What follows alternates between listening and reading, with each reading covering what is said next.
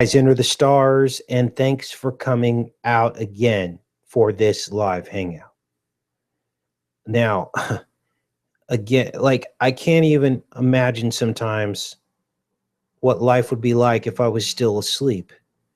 But literally, I just keep getting blown away every single day doing what we do here, and that is exposing the matrix. Now, I've shared screens with you guys, and I want you guys to look at this. This is the Parliament House in Australia. This is the very center of government. And I never, ever again want you guys to let anyone tell you that you are the one that needs to be on medication. When you start to expose and see these things for what they are. Now, this is uncanny. This is a giant owl. Now, what I want you to notice, let's close this up. Let's try to get a better view of this. This is the owl that they were trying to depict here, all the way down to these white tufts along here. And this dark area in between the tufts, pictured here. Okay, of course, here are the owl eyes. Here's the signature owl inlays of the eyes here. Let's zoom in on this. Should have probably drug these closer together. They have the different color eyes there. This is MOLOCH. This is what Hillary Clinton was talking about sacrificing chicken MOLOCH. You've got the tail of the owl here, down here forming this shoreline. And of course, these are the talons of the owl. The outstretched wings here formed by this road. Let's turn this off so we can get a better image of this. Let's pull this up. Now you've got the image of the owl in your mind, and now you're seeing the owl for what it is. The outstretched wings, and of course, the face of the owl. Now, this is the seat of government for Australia. And we're going to get into this because this, of course, is ruled by the United Kingdom, okay? But before we go forward on this, I'm going to show you an alignment of this house of Moloch, the seat of government of Australia. I'm going to show this to you because this is unbelievable as well. Now, of course, this is probably like the eye, okay? Now, this alignment is actually at 216 degrees. Now, of course, this journey that we have, you guys, is a lot like trying to find the pieces to a puzzle. And I'm going to play a video for you that I uploaded not too long ago. It actually shows what this is all about. Let's see, I think we measured that from the wrong direction. We want to go like this. But what I wanted to show you here is that this is the alignment at 216 degrees. Let's fix this here.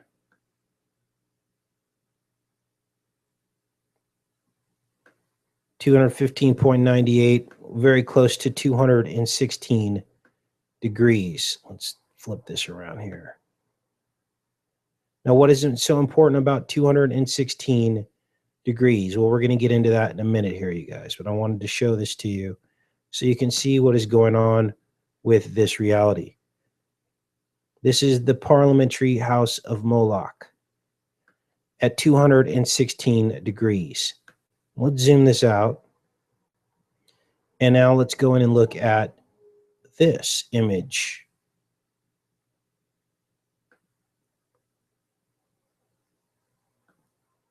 This is Moloch. This is the prison that we are trapped in.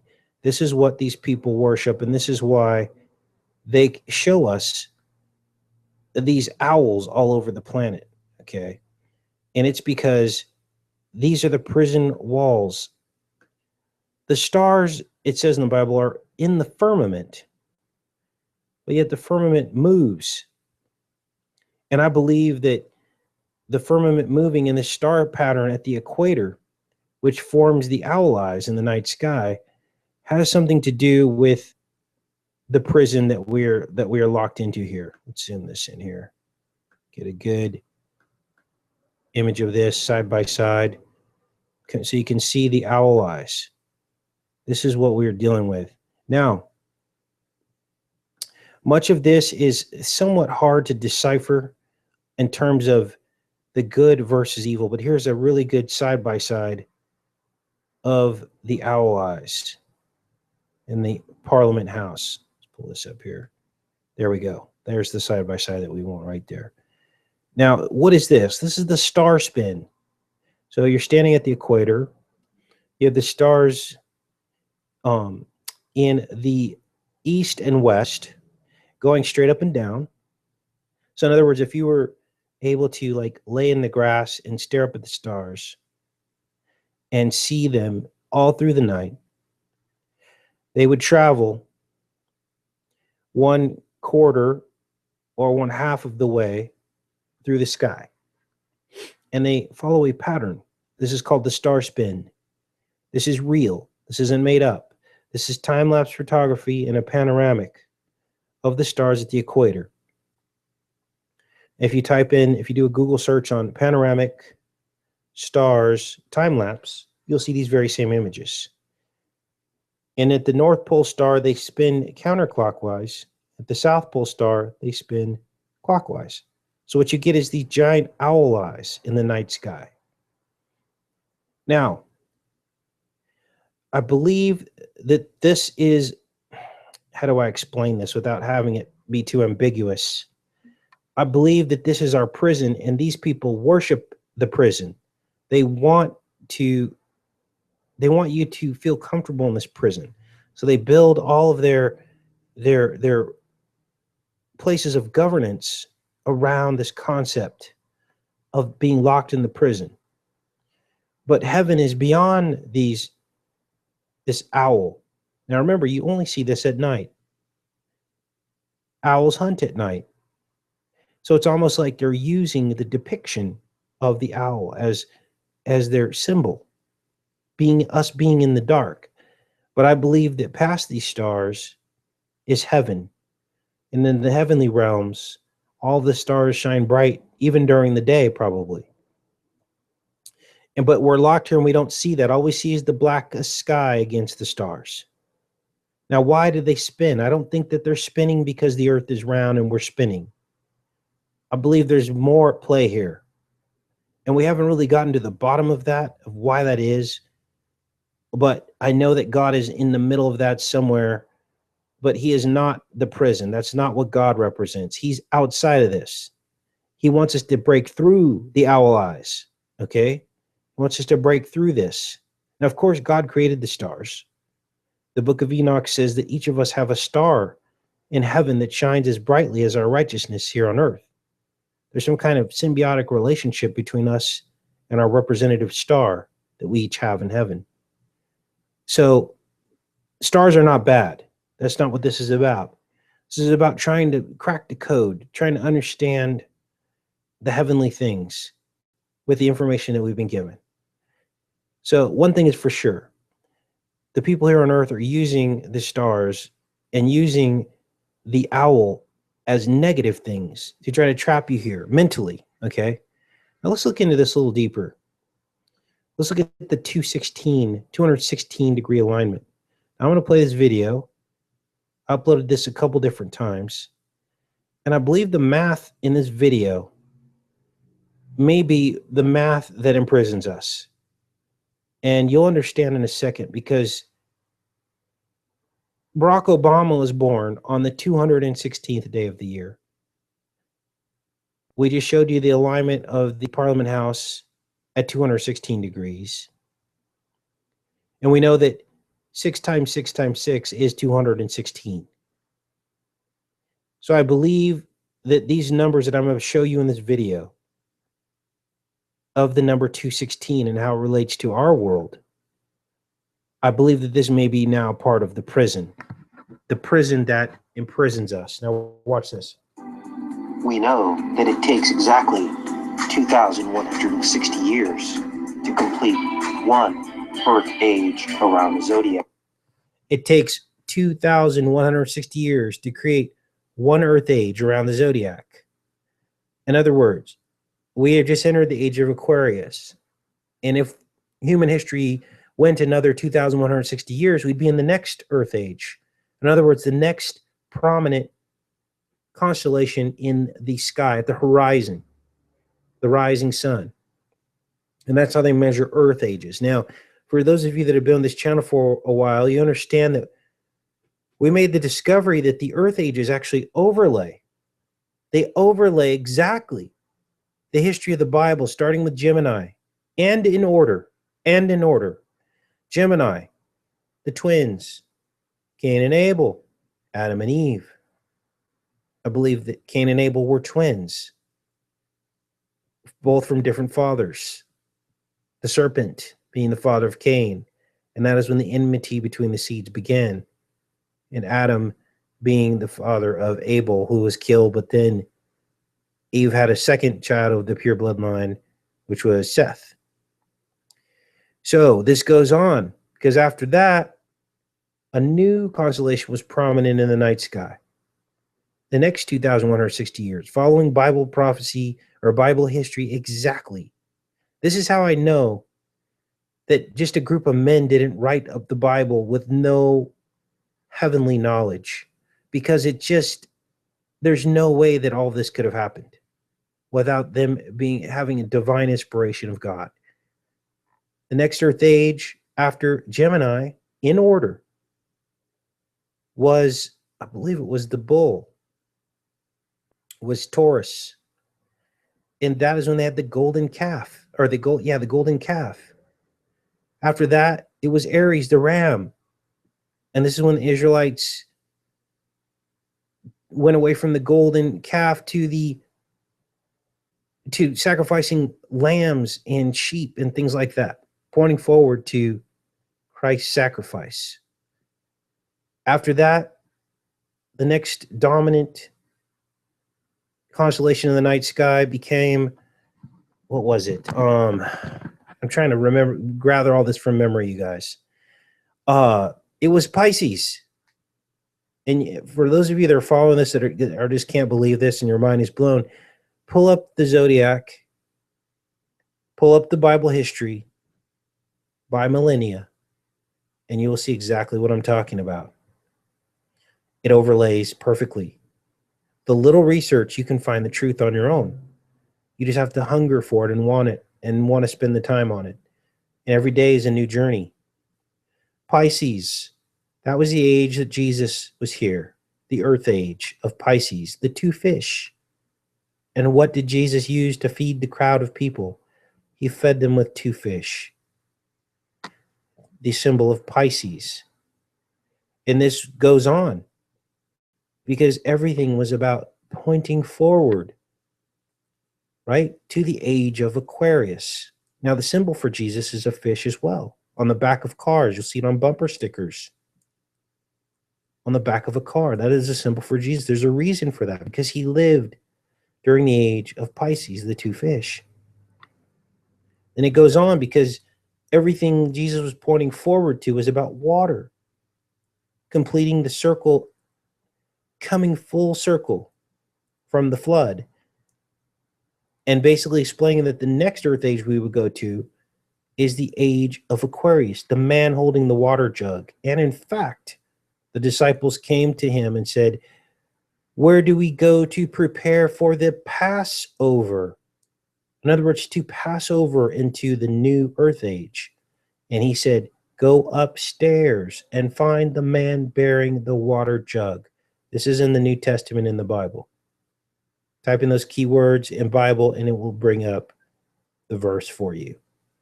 I do these things, I tell you guys these things because I want you to begin to research some of these things for yourself. Don't take my word for everything. Nor do you need me to show you all these verses. All of this is written on my heart and in my brain, so I know it. It's inside of me. But in order for you to believe it and know it, you have to do the research yourself. I mean, you begin to understand why would Jesus tell them to go upstairs? Upstairs is the mind. And Jesus tells us the kingdom of heaven is within. Well, that's the map. It's the road map. It's within you. That's how you find the truth. That's how we found it here on Into the Stars. So he tells them to go back upstairs to find the man bearing the water jug. That's where they were to go to prepare for the Passover. And that's the age of Aquarius.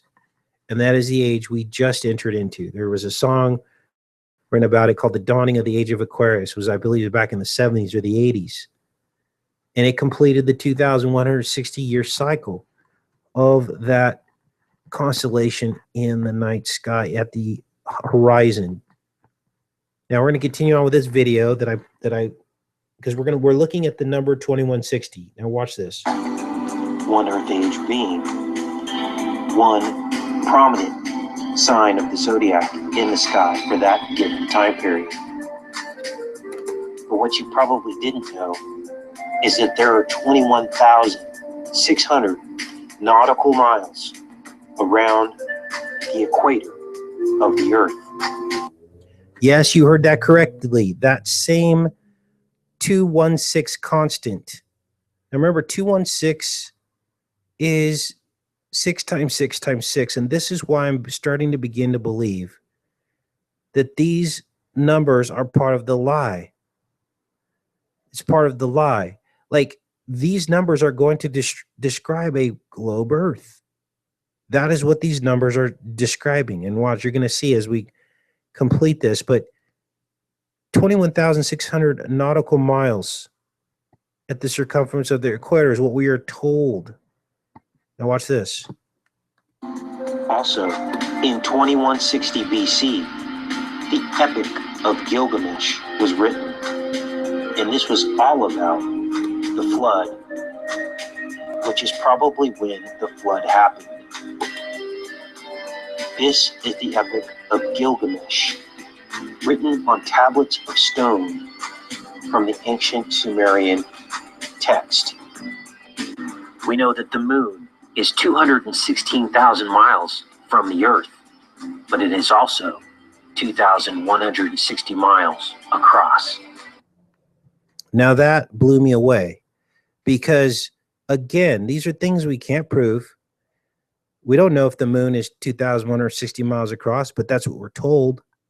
We didn't know that it's 216,000 miles away from Earth, but that's what we're told. This is when I began to question. Now, when I did this video, I just took these numbers out of hand arbitrarily and just believed them. But now I'm starting to wonder if this isn't Baal worship, the worship of a Baal Earth. I'm starting to wonder, you guys. Listen. The moon is 216,000 miles from the Earth, but it is also 2,160 miles across.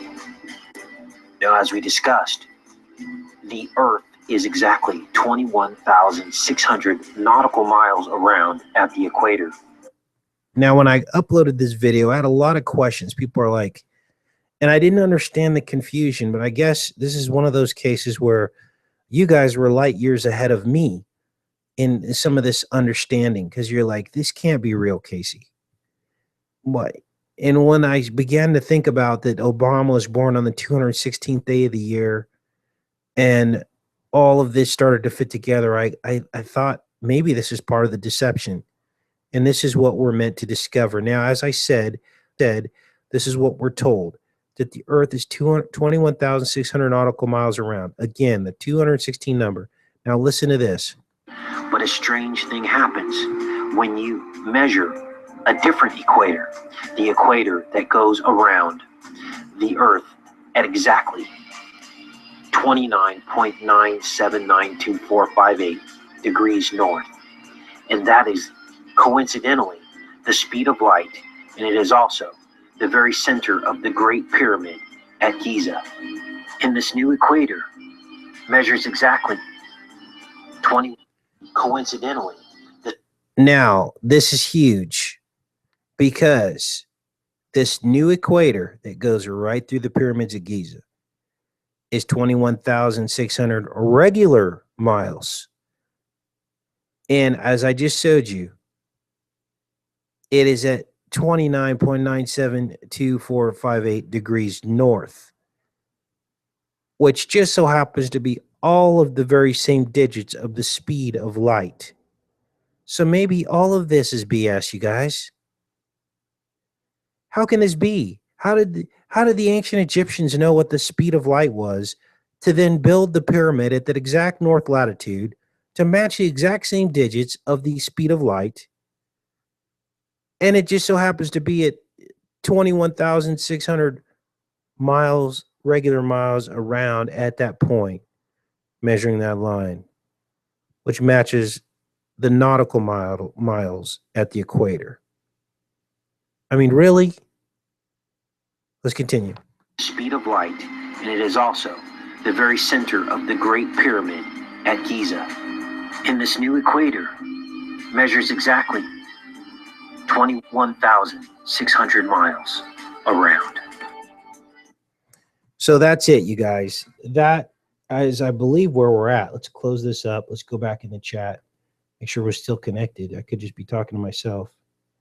No, I'm not. Okay, you guys are still good here. So we went over that 216 number because we discovered that the Parliament House of Moloch, and we just showed you in space how this looks, is at 216 degrees. I'll do it again. Zoom in on here. Let's measure this. Oops, got to measure it from the other direction. 216 degrees. So all of this is encoded into this. Now, what else do we have here? I'm showing you Australia. Now, for those of you that do not believe in a one world government, I'm going to show you. This is unbelievable.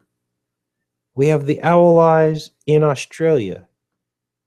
We have the Parliament House in Finland. Completely other country. I want you to look at the eye and the arc. We have the Parliament House in Sweden, another country. And here they used two eyes and an arc. The same exact design. Look at this. Cannot make this up. This one looks like an owl. But what is more important is for you to see that it's got this, it almost looks like a smiley face. Let's zoom this around here. So we've got the two eyes and an arc. And then we go back here to Finland. And they've got one eye and an arc. It's like a one-eyed monster, one-eyed smiley face. Okay. Now these are supposed to be two completely separate countries. Yet it's like the same architect built these. Okay. There's the eye and the arc. And then we go back to, of course, Australia. One ruler of this world. Okay. Now, many of you noticed also that this owl sits atop like an all-seeing eye, like a pyramid thing. We're going to get into Wikipedia and read more about this Parliament House, okay? Let me zoom this around. For those with eyes to see, will definitely see this pyramid here. See, there's an all-seeing eye and a pyramid atop it. Plain as day, okay? Now, these are the real roots of our history. It is Egypt, okay? So here's our pyramid. Okay, it's also the front of our owl going up, and this is like the all-seeing eye. Now, let's go in and read about a little bit more about this. I have this pulled up about Parliament. Let's see here. Where are we at? Here it is.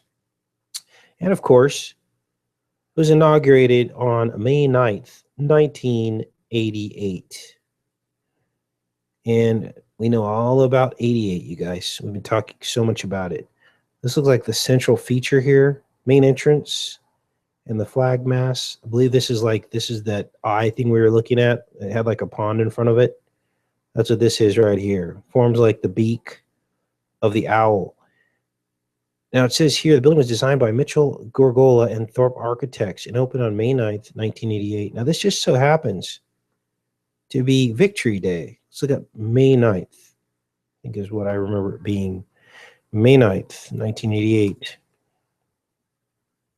And Google pulls up 129th day of the year with 236 left. It is Victory Day, commemorates the capitulation of Nazi to the Soviet Union. Now, why would they open this Parliament building in 88, which is HH, which is Heil Hitler, which is all about the Nazis, on a day where they celebrate the Soviet Union victory over the Nazis? This doesn't make any sense to me. But here it is in black and white, right here. Now, this year is an interesting year because it falls in line with all of the 216 that we just talked about on this show tonight. The 216 constant is 2016, 2016. So you can expect big things before this year ends. And big things are already happening, but I believe that it's going to be the end of the world as we know it in terms of knowledge. Much of that could be even happening on this channel right now as we speak. The disclosure of all that was hidden is now happening. And I believe this is all part of Bible prophecy. But this goes on as they describe this Parliament House in Australia. 4,700 rooms. You guys, 1947 was when they had the UFO in Roswell, New Mexico. And we are 69 years since 1947 in the year 2016. And of course, I just showed you how the Parliament House is aligned at 216 degrees. So right there, we have a mirror circle.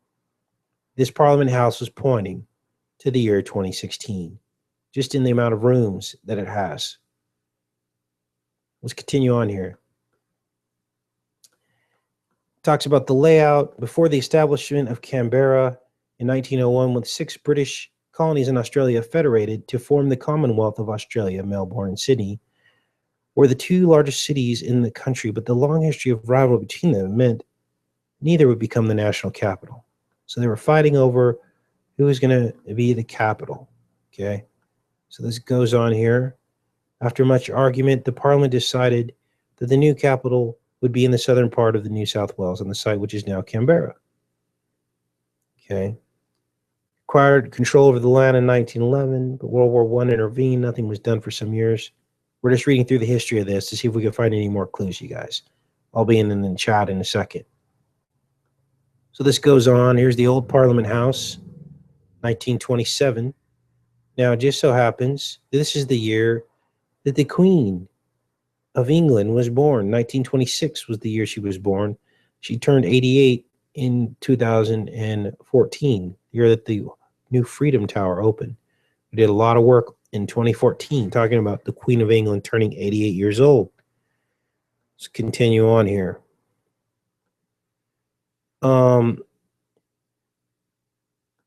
The new Parliament House in 1978, the Fraser government decided to proceed with a new building on Capitol Hill. The Parliament House Construction Authority was created. 2-stage competition was announced, for which the authority consulted the Royal Australian Institute of Architects. Now, amongst these architects, look at this. Design competition drew 329 entries from 29 countries. Let's look at May 9th again, because I believe that is exact same digits as when it opened. Victory Day. And here it is. 329, 6 is 9, with 129 remaining. And here's how many people they said were in the competition. The same exact digits. 329, 29, 329, 29. Now you know that none of this is by accident. These numbers were probably made up. it's all the same. Competition winner was a Philadelphia-based architectural firm of Mitchell Gurgola. So this is right here from our Philadelphia, United States. Romaldo Gurgola. Let's look this guy up. See if there's any clues with this. Open link in a new tab. This is the architect. Born September 2nd. He's still alive. He's 95 years old. September 2nd. Let's look up that date.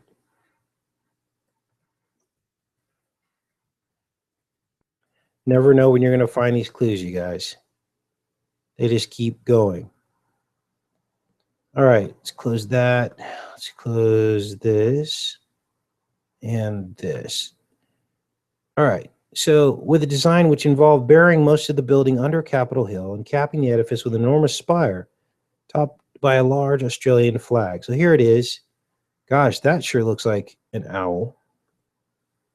This actually looks better than the Google Earth image. I mean, in depicting the owl, because it's three-dimensional. So you can see that the relief of this much more clearly, I think. So this is it. So this was built in 1988. Let's go back here. Or opened in 1988. Let's see here. Back again. And down here. Let's continue on with the history here.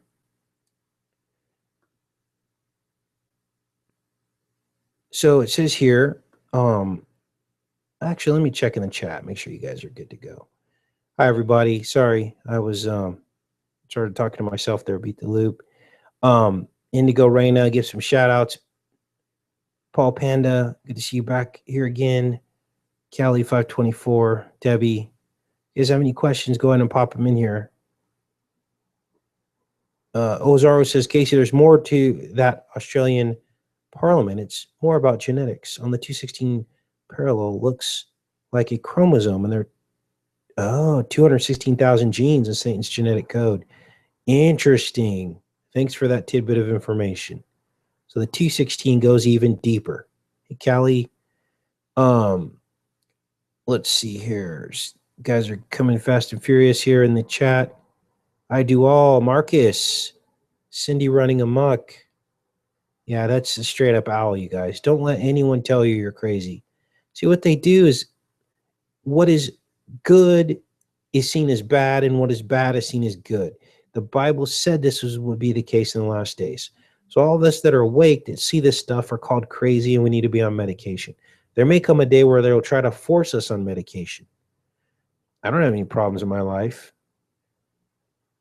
Any emotional problems. All of this is by design to make you feel like you're crazy. But we see it. We see this, you guys. All right, let's go back to this parliament, because this is kind of interesting. I know there's going to be more clues here. So they buried most of the Capitol under Capitol Hill, underground, and capping the edifice with an enormous spire topped by a large Australian flag. The facades, however, included a deliberate imitation of some of the patterns of the old Parliament House. So there is a slight resemblance despite the massive difference of scale. So they talk about patterning after the old Parliament House, but they totally missed the fact that it looks like a giant owl. Gurgola placed an emphasis the visual aesthetics of the building by using landscape architect Peter G. Rowland to direct civil engineers, a reversal of the traditional roles in Australia. Rowland plays a pivotal role in the design and development, coordination of all surface elements, including pool design, paving, conceptual lighting, and artwork locations. Horticultural experts for the Australian National Botanic Gardens and a government nursery were consulted on plant selection. Who's this guy? Peter Rowland. Let's look him up. See if he's got a Wikipedia page. Because he looks like he designed most of the grounds. Let's see if there's any clues we can find in this joker. Let's take a look here. There's no link to this architect from the Wikipedia page. We're going to have to do it manually. See if we can find him. And apparently he does not have a Wikipedia page. And sometimes they do this. They will actually they will actually obscure some of these main players, very prominent, important people, but they don't have a Wikipedia page. And that's usually the clue that I look for, because then what happens is I realize that I dig deeper and I find out what part this person played in this whole thing. Just because they don't have a Wikipedia page doesn't mean that they're not part of the problem. So this goes on, talking about the grounds. Construction began in 1981. The house was intended to be ready for Australia Day, January 26, 88, the 200th anniversary of the European settlement in Australia. It is expected to cost $220 million. Neither the deadline nor the budget was met, and now we understand that there's a reason why the deadline wasn't met. Because why would they have the building open on Victory Day in 1988? It's like a mirror. Hitler, bad. Hitler, good. Hitler, bad. Hitler, good. We dominated Hitler, but then we opened it in 1988, which is bad. HH 88, Heil Hitler. You see how this works. It's the paradigm. It's a dialectic. It's meant to confuse you. It's meant to be some kind of high sorcery. The anniversary of the opening of both the first federal parliament in Melbourne on May 9th by the Duke of Cornwall, and of the Provisional Parliament House in Canberra. So all these places open on Victory Day, it appears. Let's continue on here. The flag flown from the 81 meters, they got that at 266 feet. So we just showed you how this being aligned at 216 degrees is 6 times 6 times 6. Well, now you have another 66 here with how tall the flagpole is. This goes on. Flagpole weighs 250 tons, is made of polished stainless steel from Wollongong, designed to be the pinnacle of the Parliament House. It is easily recognizable symbol of national government. Flag itself weighs 15 kilograms, 33 pounds.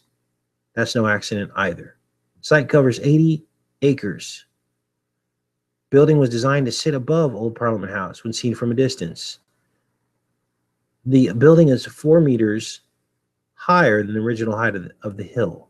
About 1 million cubic meters of rock had to be excavated from the site. It was used to fill low-lying areas within the city. So this goes on. So looking for any additional clues in this Wikipedia article. Here's another shot of it. Let's zoom this in here. The owl. I believe we're looking at like the beak from the bottom. The owl eyes are formed by this wall going up. And then like this is like the nose, is the flagpole, is the nose of the owl. See, this looks like a beak even right here. There's the beak. Interesting. So this is what they do. Let's see if there's any other pictures or clues. They bring the flag in at night. That's when the owls come out to hunt. Now they do that here in the United States as well. Bring in the flag at night from the flagpole.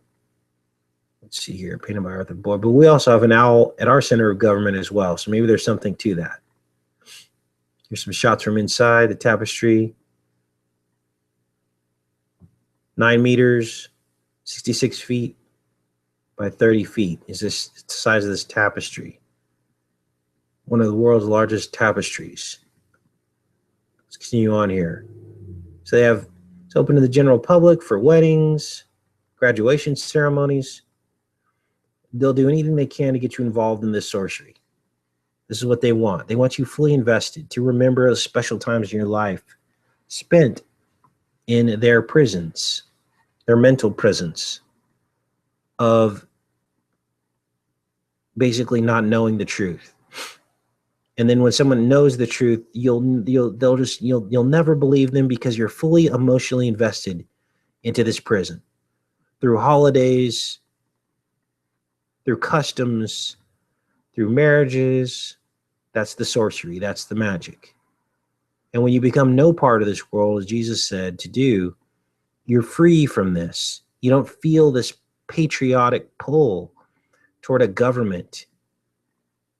You're allegiances lie with Jesus instead of this. You don't feel like you have to fight for them in all this. Okay, so below the tapestry, the Great Hall is a removable division which opens onto the members' hall, which has a water feature at its center. This is an area restricted to security classified occupants of the building and special visitors. There's some kind of a central secret area, apparently. Wonder what's in there. Keep going down here. Here's the color scheme, British House of Commons, decorated in green. Eucalyptus leaves, Australian brush. So they're trying to represent here. Oh, here we go. From the perspective of the image, the press gallery is ahead with public galleries containing 388 seats. And there's our 88 hiding in plain sight. Opened in 1988 and has 388 seats. Now, what is the 88? Now, this is also the owl eyes. We take the number 8 and flip it sideways. It is the eyes of the owl. Again, representing the prison that we live in. So they make no mistake to show us through their numerology what we're looking at here. This goes on. Let's take a look here. What else do we have here? A lot of information on this. In front of the clerk are the hourglasses. The outer glasses measure 4 minutes, and the middle glass measures 2. There's your 42. 4 minutes and 2 minutes. These glasses are turned when there is a division. One of the 4-minute glasses is turned, and the bells will ring, and the clocks will flash green for the House of Representatives. This is how they work their government. They think they're God. 42, the number of God. Hourglasses, building their house on sinking sand. The sinking sand through the hourglass. Here are the hourglasses here. You can see them. Interesting. This box looks like it has owls on the outside of it. Let's take a look at this picture. My gosh. Here you have your owl boxes and your 42 hourglasses. This is the government of Australia. Let's continue on here. Okay. Let's see. So they're talking about how they do their government. Continue on here. Be back in the chat in a minute, you guys. Got the Senate, the Lords. Gosh, look at this. They had the green, and now they got the red. So they got the eucalyptus, and now this is the Senate. So we looked at the House, and now we're looking at the Senate. Same system of government that we have here in America. Ochre. Okay. Suggesting the earth and the colors of the outback. Okay. Gallery arrangement is almost identical to that of House. It's almost the same, except different colors. Unlike the House of Representatives, only the leader of government or opposition to the Senate approaches the lectern. What does that mean? Only the leader, okay. Let's see, boom, boom, boom. As can be seen from the illustrations, unlike the House of Representatives, there is no distinction between the front and back benches in the Senate chamber. Senate ministers and their opposition counterparts have the same 2-seat benches as all their senators. This goes on. Looking for any other clues. Solar power project in 2011. 42 panels on the roof. There's your God number again. They think they're gods. For the solar power project, 42 panels. And here's our 47 number again that we just said, 470 square meters. We are 69 years since 1947. In the year 2016, and this building is aligned to 216 degrees. So there again is that mirror. These numbers are going to keep popping up over and over again.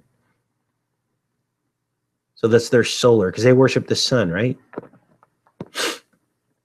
And that's it, you guys. That rounds out the parliament. I think we beat that to death.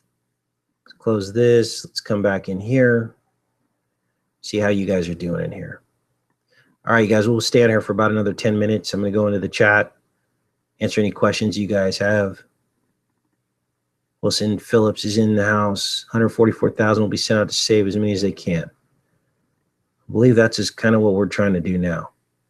is to help as many people wake up as possible out of their sleep, to understand the truth, snap out of it. Duke has inside pictures. That'd be awesome. Enter the 5T4RZ at yahoo.com. Enter the 5T4RZ at yahoo.com. It's my email. All right. Wendell, Matt. Thanks, Marcus. Marcus has contributed a lot to this channel. This made a lot of discoveries. Beat the Loop. Channel Life Path. Ribeiro. Awesome, you guys. Any questions you guys have or comments you want me to read out loud before we go off the air tonight? And before we end this, so we get this published and shared. Thanks, 77 Holy Spirit. Lazaro is awake. Thanks, Matt. You know, a lot of this information and knowledge, it gives us hope, okay? I don't know about you guys. I'm going to share some personal information with you guys. That I had hit rock bottom in my life. The enemy comes at you from strange directions sometimes, things you never think are possible in your life. Like when you put all you can into a marriage and that person still isn't connecting with you, you never in your life imagine that that could destroy you. And to come to a realization one day that nothing in this life is forever, but yet this is what they show us on TV, right? Romance, love, connecting with the person of the opposite sex. It's forever. They're going to love me forever. It's not real, you guys. The only love that is real is Jesus Christ. He's the one that never forsakes you and lets you down. Okay? Everyone else is just human. They're just going to make their mistakes. And I'm not saying people are generally bad, because they're generally good, but they know not what they do. They don't know what they're doing many of the times. So therefore, you can't hang your hat on these false notions of what you think that person is capable of in terms of fulfilling your needs and desires. We live in a society of codependency. We live in a society of codependency. And the only person we should be codependent on is Jesus Christ. Okay? Well, this is one thing I've learned on this channel. I have the deepest love for each and every one of you guys. But I've realized that I'm only one person, and I'm not trying to toot my horn or build myself up, but I have a job to do. And I'm realizing that 99% of that job is to point you back to Jesus Christ. He's the only one that can fill that void. And I realize that I'm one person. I can only imagine what Christ must have felt like and how he did it, you know, how he spread his time out to love all of the people around him, because you know that he did it perfectly. And then I realized how I'm just a man. And I think when I started all this, I wanted to be able to connect with every single person. And it just saddens me that I can't. And sometimes you guys get mad at me because I don't answer your emails or return your phone calls or answer your text messages. And I'm sorry. And that's all I can say is that I just run out of time. See, Jesus isn't constrained by time. And he knew exactly the words to tell people to help them to figure out this life. And it all points back to him. And that's what I recommend for each and every one of you. And that's my main job here, is to show you that that is where the key is. That is where the void is filled. You know, I get lonely sometimes. You know, sometimes I think about having a woman in my life, but then I think it's going to take a special kind of woman to kind of understand that this is my work. And that could make a lot of women jealous of what I do and the time that I spend doing this, you know? And so maybe that wouldn't work for me. And then I just realized that I have to give that up until the next life, maybe. And if I keep my eyes fixed on heaven, God will reward me in that life if I stay faithful to him. And it's a tough road sometimes, because I kind of want to be like everybody else sometimes. I just want to kind of go through life and have normal stuff. But what I've learned to realize is nothing is normal anymore.